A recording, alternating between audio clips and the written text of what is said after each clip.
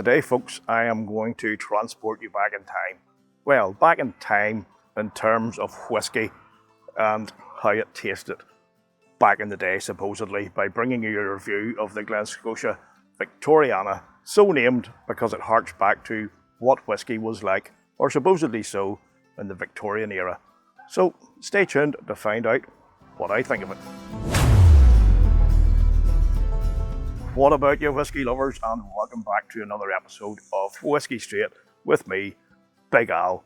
And yes, today it's another Glen Scotia, and this one is brought to you thanks to the generosity of long-time subscriber Tim Allen, who saw obviously my reviews recently of the Glen Scotia double cask of the Glen Scotia 15 and kindly sent me a sample of this so I could experience a higher proof. So thank you, Tim, top bloke. So as you would imagine, whisky back then is whisky done the way us connoisseurs like it now. That means it's straight from the cask into the bottle, no chill filtration, no added colour, all natural, and it manifests itself here at 54.2% ABV, and a bottle will cost you around 65 quid, which is not too bad. Now, this particular sample was bottled on the 10th of June 2019. So how this whisky is done is it's matured in first and second fill bourbon casks. It's then taken from them and amalgamated into 30% PX sherry butts, 70% heavily charred American oak casks, and it's left in them for about 12 months, and then it's taken out and married together to produce the liquid that we have here today. So enough talk about it, let's get into it and see if it really does hit the spot. Victorian style.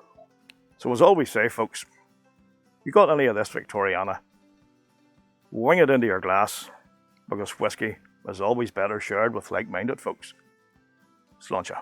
So on the nose, it's fruity, it's soapy right off. But it's not as deep and dark in character or aroma as I was expecting.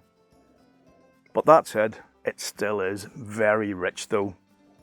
And it does have those flavours you would associate with the PX cask. I'm talking about sultanas, raisins, but they're lighter, they're sweeter, and that sweetness comes from like a brown sugar, a caramelised brown sugar sweetness that really does tone down the depth of the darkness and richness you normally get. But I'm not saying that's a bad thing. I'm just saying it's slightly different than what I expected. Now, that sweetness gives way to a creme brulee influence as well. And then that fruity oakiness is still there, but again, as it evolves, what's coming in is a freshly polished, should I say, oak finish. Quite a lot going on in the nose there. Good bit different than what I was expecting, but let's see how it fares in the palate. Ooh, wow. Woo! Was not expecting that. Touch of spice, but a good bit of heat. A lot more than I was expecting from a 54.2%. But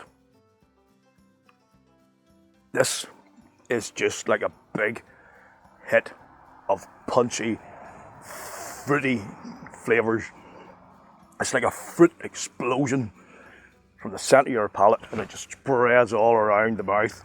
It's blackcurrant, it's blackberry, and it's almost jammy in nature, but even better than the jammy description is probably it's more like a conserve with the fruity bits still in there, a wee bit more upmarket than just your plain flavoured jam.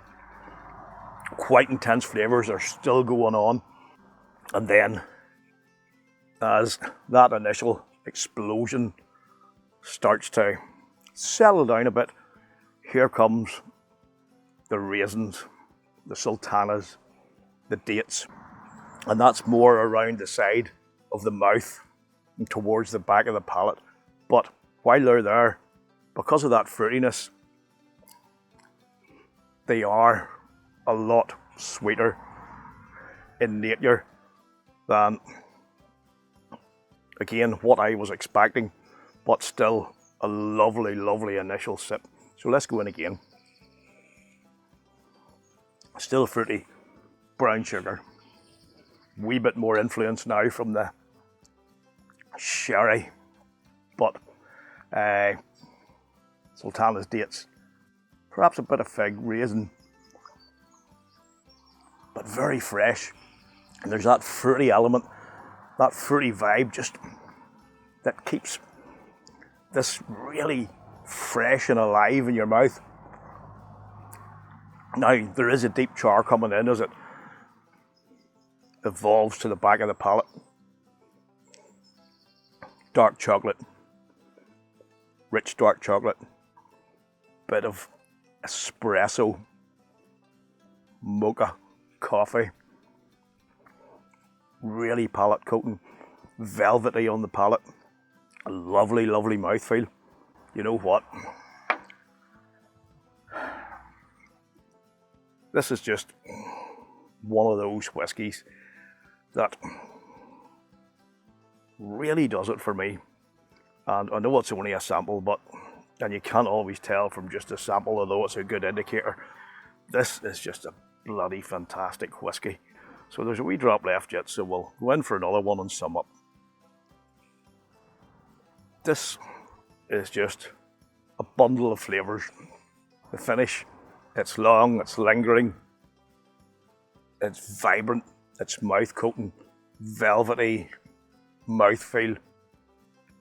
And here comes another flavour again.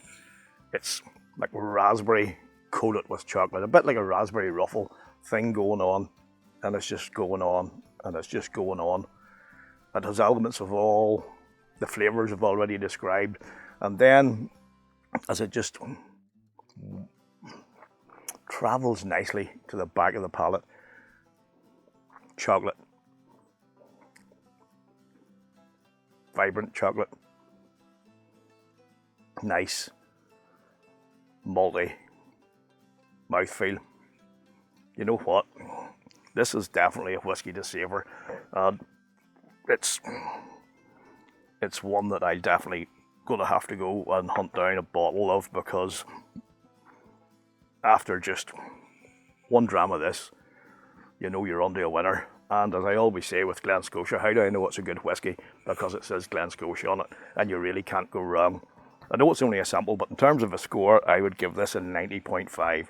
Really, really beautiful whiskey. So thanks again, Tim, for your wonderful generosity. I really do appreciate it, mate. So this one's for you. And thanks again for hanging out, folks. Thanks for all your support. Thanks to all my subscribers, and especially to those who support me via Patreon and Subscribestar. You guys are top blokes. So here's to you as well.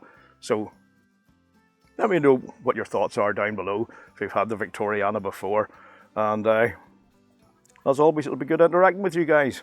So please stay safe, look after yourselves, and until the next time, keep on drinking your whiskey the way you like it. Sláinte.